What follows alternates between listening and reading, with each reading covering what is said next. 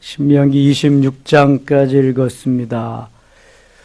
오늘도 새벽을 깨우며 모든 것을 이기고 나오신 여러분들에게 하나님이 크신 은혜 베푸시기를 바랍니다. 승리한 날 되시기를 바랍니다. 오늘 우리는 두 번째 설교 마지막 부분을 읽었습니다. 23장에 가겠습니다. 고환이 상한 자나 음경이 잘린 자는 여호와의 총회에 들어오지 못하리라. 하나님이 완전하신 분이기 때문에 최고의 최상의 것으로 드리기를 원하시는 분이기에 이렇게 하자가 있는 자는 들어오지 못하게 하셨습니다.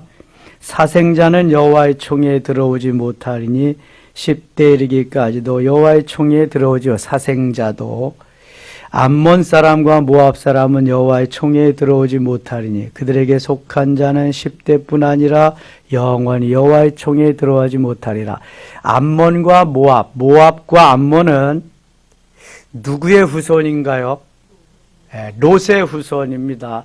롯의 맏딸의 후손이 모압이고 둘째 딸의 후손이 암몬입니다. 물론 롯은 딸들이 술을 마시기 위해서 그 안고 일어서는 것, 잠자리를 모른다고 했습니다. 아무튼 일어나지 말아야 할 일들이 일어났기 때문에 모압과 암몬은 총회에 들어오지 못하도록 했습니다. 그런데 룻은 어느 나라, 어느 민족 사람이요? 룻은 룻기의 룻, 모압 여인입니다. 모압 여인. 룻이 메시아의 조상이 됩니다. 하나님이 그렇게 역사하셔서 룻이 마태복음 1장에 보면은 메시아의 조상이 되고 누구든지 신약시대, 은혜의 시대에는 예수님께서 그걸 다 파기시켰기 때문에 예수 그리스도를 믿을 수 있고 구원받을 수 있는 모든 민족으로 만들어 주셨습니다. 이게 지금 구약 율법 시대에 이렇게 주신 하나님의 명령이지요. 그때는 모압과 암몬이 총회에 하나님의 자녀들이 가는 예배에 참여할 수 없도록 그렇게 하셨습니다. 이 4절입니다. 그들은 너희가 애굽에서 나올 때 떡과 물로 너희를 길에서 영접하지 아니하고 메소포타미아의 부돌 사람 부올의 아들 발람에게 뇌물을 주어 너희를 주리라 하였어. 이거 무슨 얘기냐 하면 민수기 22장 23절에 모압 왕 발락이 발람 선지에게 뇌물을 주고 이스라엘을 저주하게 한 사건이 있습니다. 그것으로 인해서도 너희들은 여기 들어오지 못하리라. 이스라엘을 저주하게 했다는 것입니다. 5절 내 하나님 여호와께서 너를 사랑하심으로 내 하나님 여호와께서 발람의 말을 듣지 아니하시고 내 하나님 여호와께서 그 저주를 변하여 복이 되게 하셨나니. 이 발람 선지자가 깨우치지 못하니까 나귀의 입을 열어서 말을 하게 하고요. 이 발람 선지가 그래서 가서 저주 대신 축복을 하게 합니다. 복을 빌게 합니다. 그 이야기 하시는 겁니다. 6절 네 평생에 그들의 평안함과 형통함을 영원히 구하지 말지니라. 모압의 평안함, 형통함, 모압을 위해서 기도하지 말아라.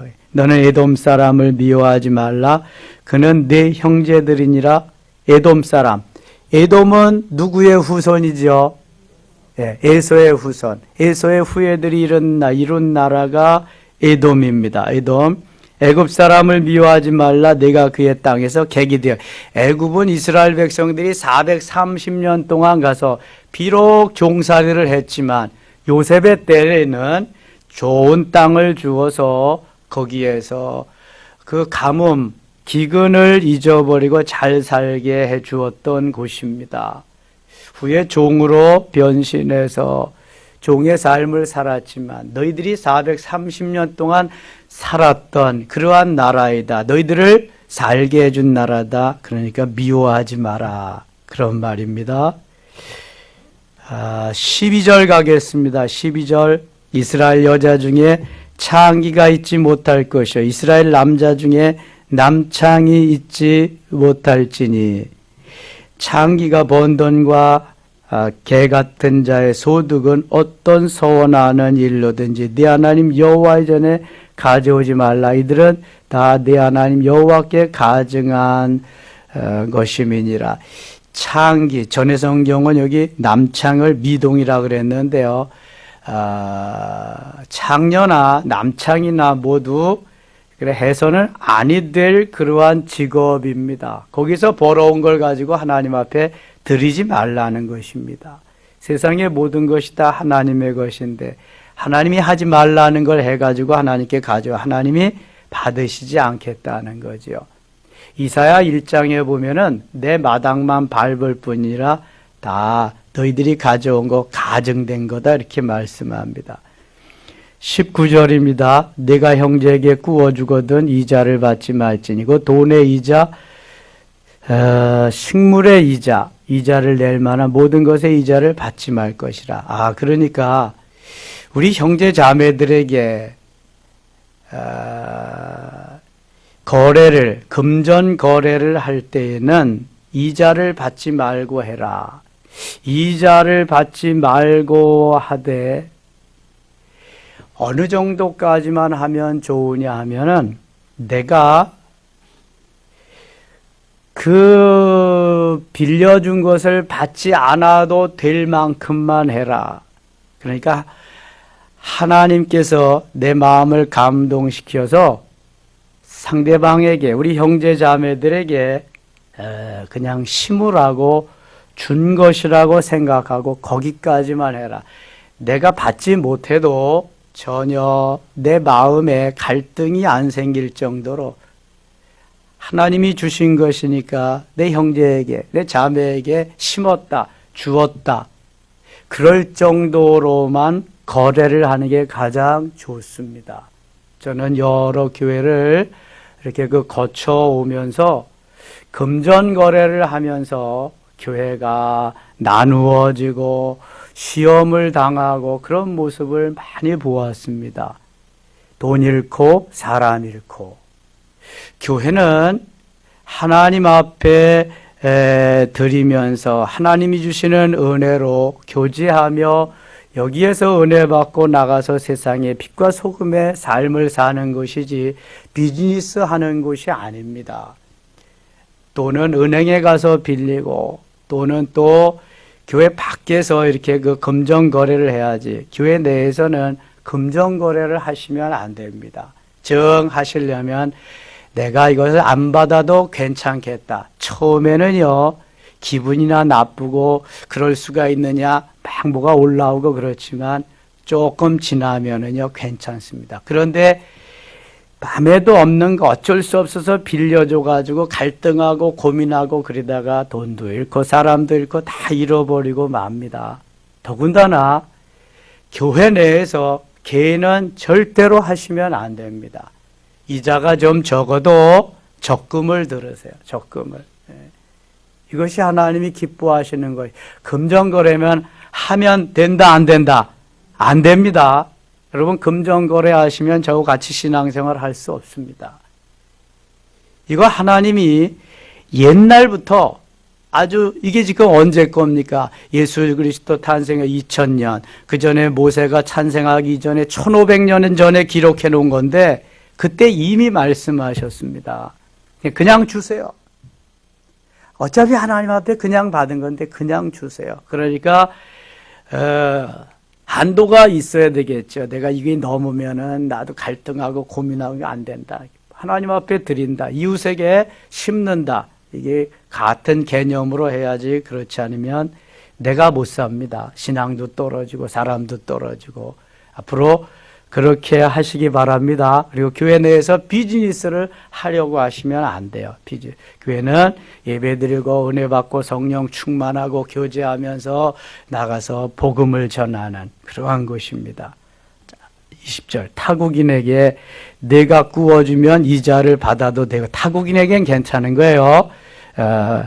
이거는 뭐 완전히 비즈니스 하는 거니까 타국인은 내 형제에게 구워주거든 이자를 받지 말라. 그리하면 내 하나님 여호와께서 내가 들어가서 차지할 땅에서 내 손으로 하는 범사에 복을 내리시리라.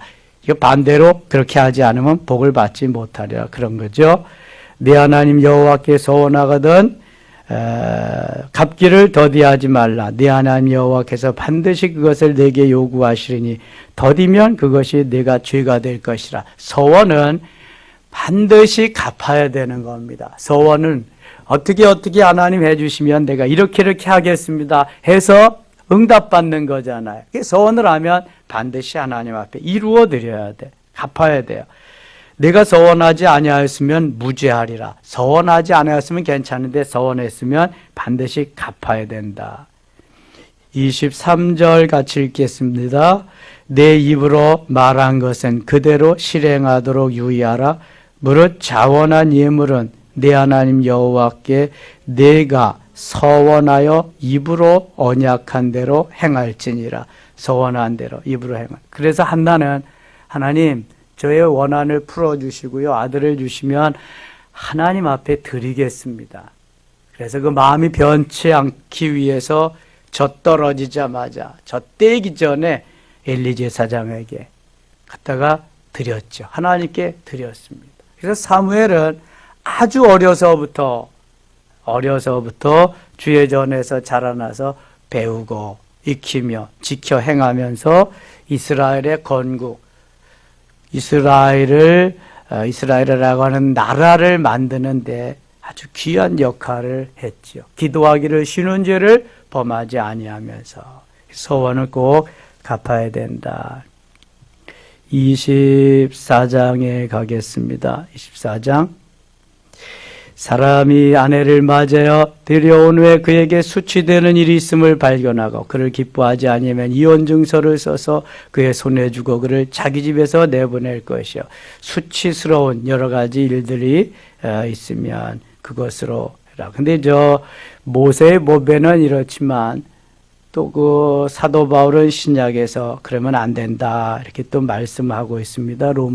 로마 고린도전서 7장에 이렇게 보면은 24장 5절 가겠습니다. 사람이 새로이 아내를 맞이하였으면 그를 군대로 내보내지 말 것이요 아무 직무도 그에게 맡기지 말 것이며 그는 1년 동안 한가하게 집에 있으면서 그가 맞이한 아내를 즐겁게 할지니라.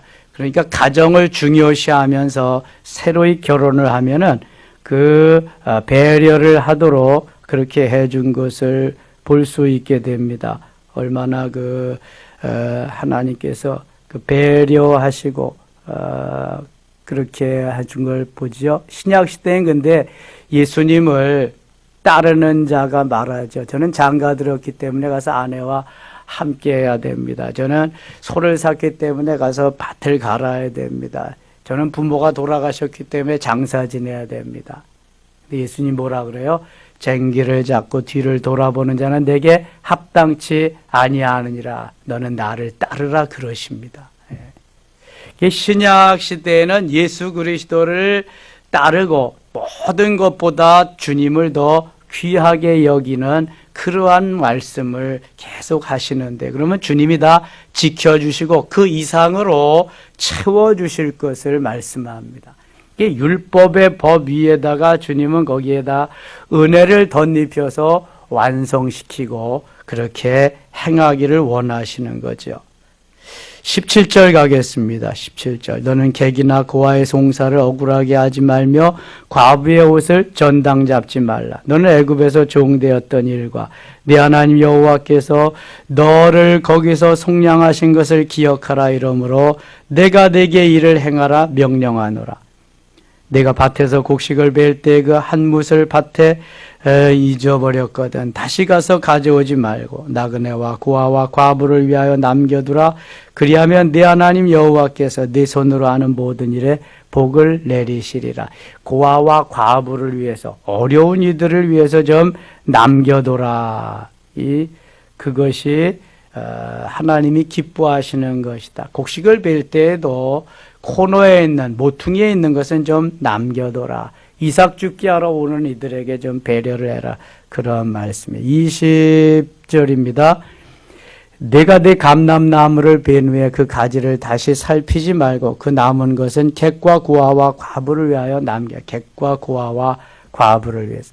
내가 내 포도원의 포도를 딴 후에 그 남은 것을 다시 따지 말고 객과 고아 과부를 위하여 남겨두라. 나그네, 객, 고아, 부모가 없는 과부, 남편이 없는 자들을 위해서 좀 배려하는 삶을 살라는 것입니다.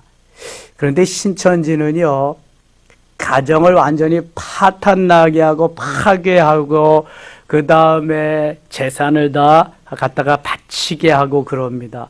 어제 이만희 교주 기자회견하는 거 보셨나요, 여러분? 저는 봤는데요. 나이가 많으니까 횡설수설하기도 하고 이게 그 코로나하고 독감하고 구분도 잘 못하고요. 무조건 뭐 이제는 잘못했다고는 그러더라고요. 그러면서 2번씩이나 절도 하고 그러는데 인적, 물적으로 필요한 것은 국가가 원하는 것은 또 자기네들이 하겠다고 그러는데요. 뭐 말을 제대로 하나 뭐 사태를 제대로 판단을 하나 그런 게 좀 많이 부족해진 것 같아요. 그러니까 주로 그 이만희 밑에 있는 사람들이 거의 다 대부분 결정해서 이게 하는 일이지. 자기는 그걸 이게 그 양성인지 음성인지 이런 것도 몰라요. 자기는 그게 뭔지 몰란대요. 예. 그리고 영생불멸을 믿느냐 그랬더니 옆에 비서가 또 뭐라 그러더니 그건 또 얘기하지도 않고요. 또 무슨 질문을 하면 그렇게 하지 말고 또 이렇게 말하라고 옆에 그 여자 비서가 그렇게 얘기를 해주고요. 12지파장, 그 다음에 24장로들, 주로 이제 그런 사람들이 모여서 정책을 결정하고 그러는 것 같아요. 가평에 있는 별장, 거기가 뭐 수련원인가 뭐라고 되어 있는데 행복한 궁전이라고 써 있더라고요. 행복한 궁전, 아주 궁전이. 예. 거기서 나와서 기자회견 하는데 밖에서는 그냥 우리 딸 내놔라, 우리 딸도 가서 좀 그 바이러스 좀 검사하게 해줘라, 이만희 죽일 놈 뭐지 막 이러면서 시위하고 난리를 치고 기자회견 하는데요. 이단들은 주로 이단, 사이비 종파들은요, 가정을 중요시하게 여기지 않습니다. 그리고 가정을 파탄시키고, 그 다음에는 재산을 다, 재산을 다 가져오게 합니다. 이게 이단의 수법이죠. 지금 신천지에 가 있는 재산이 뭐 5천 몇백억이죠. 가용할 수 있는, 현재 운용할 수 있는 자금이 1조 몇백억이 된답니다. 예. 그렇게 지금 많다는 거예요. 그러면 인적, 물적으로 도와주기를 원한다면 자기들이 가지고 있는 건물들 좀 다 내서 지금 대구, 경북은 병상이 없어서 저들을 치료할 만한 그게 없어서 수천 명이 대기하고 있습니다. 예. 빨리 그걸 조치를 취해야지. 이웃을 배려하고 하나님은 그 고아와 과부와 객들을 좀 잘 배려하는 이러한 말씀을 하시고 있는데요. 전혀 반대의 길을 가고 있으면서도 자기네들은 할 만큼 다 했다 그러는 거예요. 25장 가겠습니다. 25장. 사람들 사이에 시비가 생겨 재판을 청하면 재판장은 그들을 재판하여 악인은 의롭다 하고 악인은 정죄할 것이며 악인에게 태형이 합당하면 재판장은 그를 엎드리게 하고 그 앞에서 그의 죄에 따라 수를 맞추어 때리게 하라. 40까지는 때리려니와 그것을 넘기지는 못할지니 40까지. 율법에는 아무리 잘못했어도 40대까지만 때립니다. 그 이상을 넘으면은 율법을 범하는 거야. 그것을 넘겨 매를 지나치게 때리면 네가 내 형제를 경히 여기는 것이 될까 하노라. 40 이상의 매를 대면 안 된다. 그래서 사도 바울이 후에 고백하지요. 내가 40에 하나 가문매를 여러 번 맞았다. 왜 40을 넘으면, 그래서 39대까지만 매를 맞는데요. 그 39대까지만 때리는 이유는 40대까지 때리다가 41번째 때리면 율법을 범하는 것이기 때문에, 그래서 40에 가지 않고 39대에 멈추는 겁니다. 그래서 사도 바울이 40에 하나 감한매, 39대까지 매를 여러 번 맞았다고 그렇게 간증하는 것입니다. 4절, 곡식 떠는 소에게 망을 씌우지 말지니라. 곡식을 떨다가 보면은 소가 배가 고파서 먹고 그러죠. 예, 그 전에 저도 시골에서 농사 짓고 그러는 걸 보면은요, 농사철에는요, 소에게 이렇게 망을 씌웁니다. 왜냐면 이놈이 그 일하다가도 그냥 풀을 뜯어 먹고 뭐 곡식도 먹고 이렇게 먹고 그러니까 망을 씌우거든요. 근데 성경은 망을 씌우지 말래요. 왜냐면 일하는 소에게 망을 씌우면은 그거 일하는 게 점점 더 더뎌지고, 뭐 먹어야 살지 먹지 않고 어떻게 일을 하겠어요. 이 말은 모든 일하는 주의 일을 하는 자들에게 먹을 것을, 필요한 것들을 공급해 주라고 하는 것입니다. 특별히 레위인들은 그래서 공급해 주잖아요. 그래야 일을 할 수 있으니까. 기업은 주지 않았지만. 5절, 형제들이 함께 사는데 그중 하나가 죽고 아들이 없거든. 그 죽은 자 안에는 나가서 타인에게 시집가지 말 것이요. 그의 남편의 형제가 그에게로 들어가서 그를 맞이하여 아내로 삼아 그의 남편의 형제된 의무를 그에게 다 행할 것이. 이게 무슨 말이냐 하면, 마지가 결혼을 했는데 죽었어요. 그러면은 그 마지의 아내가 다른 데로 재혼을 하는 것이 아니라 둘째하고 같이 또 결혼을 하는 거예요. 둘째가 셋째가. 이게 계대 결혼인데 이렇게 하라는 거예요. 그래서 씨를, 종족을 번식시키라고 하는 그러한 거죠. 17절 가겠습니다. 17절, 너희는 애굽에서 나오는 길에 아말렉이 내게 행한 일을 기억하라. 아말렉, 여러분 기억나시나요? 아말렉은 누구의 후손이죠? 에서의 후손입니다. 에서의 첩의 아들이 낳은 후손이 아말렉이에요. 창세기 36장 2절 12절에 보면은 거기에 잘 자세히 나타나 있습니다. 이 아말렉이 호전적인 싸움을 좋아하는 민족이에요. 에서가 그랬듯이. 그래서 출애굽기 17장에 르비딤이라고 하는 곳에서 아말렉이 쳐들어오지요. 출애굽한 이스라엘 백성들에게. 그때 큰 싸움이 벌어집니다. 이 아말렉은 이스라엘 민족을 많이 괴롭혔기 때문에 하나님께서 아말렉을 이렇게 징계하시는 겁니다. 18절, 곧 그들이 너를 길에서 만나 내가 피곤할 때 내 뒤에 떨어진 악한 자들을 쳤고 하나님을 두려워하지 아니하였느니라. 에돔의 후예들을 하나님이 지켜주시려고 전에 말씀한 데지, 아말렉은 쳐부수라. 아말렉은 살려두지 말라고 주님이 또 이렇게 말씀하고 계십니다. 26장 가겠습니다. 토지소산에 대해서 말씀하는데요. 26장 12절 읽고 마칠게요. 12절입니다. 셋째 해 곧 11조를 드리는 해에 내 모든 소산의 11조 내기를 마친 후에 그것을 레위인과 객과 고아와 과부에게 주어 내 성을 성읍 안에서 먹고 배부르게 하라. 이게 셋째고 11조를 드리는 네 모든 소산의 11조 내기를 마친 후에 11조를 드려야만 레위인이 또 객과 고아와 과부들이 굶지 않고 살 수 있으니까 11조를 좀 제대로 드리라고 부탁하는, 명령하는 그러한 그 말씀이기도 합니다.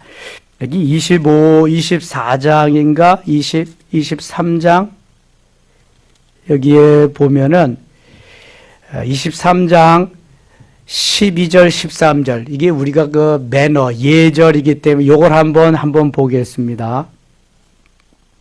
23장 12절 네 진영 밖에 변소를 마련하고 그리로 나가되 네 기구에 작은 삽을 더하여 밖에 나가서 대변을 볼 때 그것으로 땅을 팔 것이요 몸을 돌려 그 배설물을 덮을지니 이는 네 하나님 여호와께서 너를 구원하시고 적군을 네게 넘기시려고 네 진영 중에 행하심이라.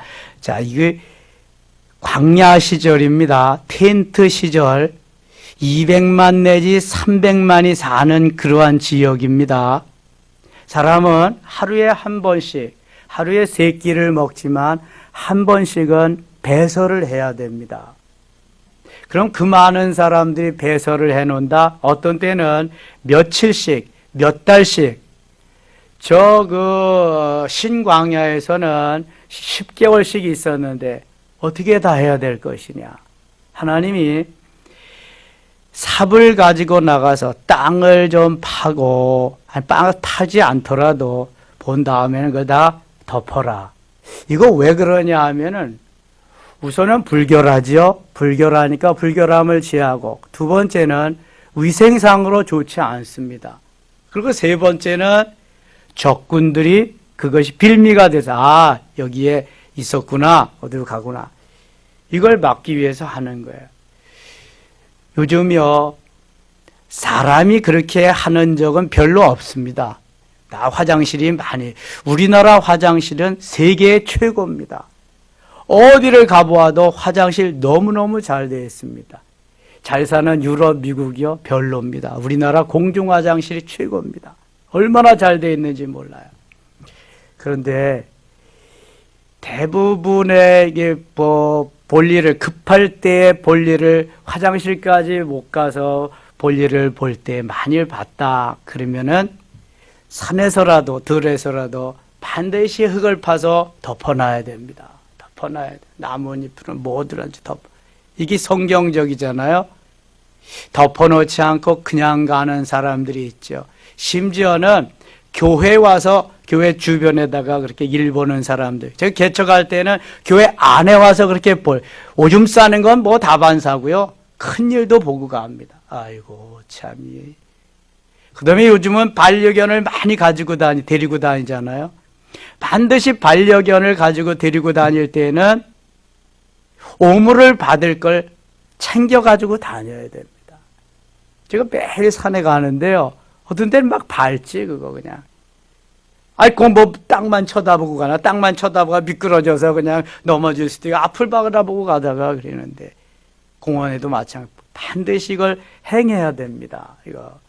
치우고, 반려견 치우고, 사람을 덮고 그래야지. 이게 3,500년 전에 봐서 다 이거 말씀하셨는데, 지금이 지나도 미개인같이 안 하면 안 되는 거예요. 그래서, 자, 오늘도 하나님 우리에게 하루 주셨습니다. 너무 코로나 때문에 의기소침하고 위축되지 마세요. 이거 그냥 해마다 오는 병일 수도 있다고 합니다. 아무튼 신약은 개발해야 되고요. 그러니까 이겨야 됩니다. 꼭 마스크 하면서 이렇게 다니시고요. 이기세요. 위축되지 말고. 오늘 하루도 하나님이 승리의 귀한 날 되실 수 있기를 바랍니다. 기도합니다. 하나님 아버지, 세상이 너무 어수선합니다. 우리가 이거 코로나 때문에 위축되지 않게 하시며 이것을 교훈 삼아서 더 강하고 담대하게 하시고, 하나님 우리가 범죄함을 회개하는 기회가 되게 하시며 저 이단 신천지가 괴멸되며 자취를 감출 수 있는 기회가 되게 하소서. 오늘도 강하고 담대하고 두려움을 몰아내 주시고 하나님 살아계심이 나타나게 하여 주옵소서. 가는 곳마다 승리키를 원하옵고 예수님 이름으로 기도드리옵나이다. 아멘.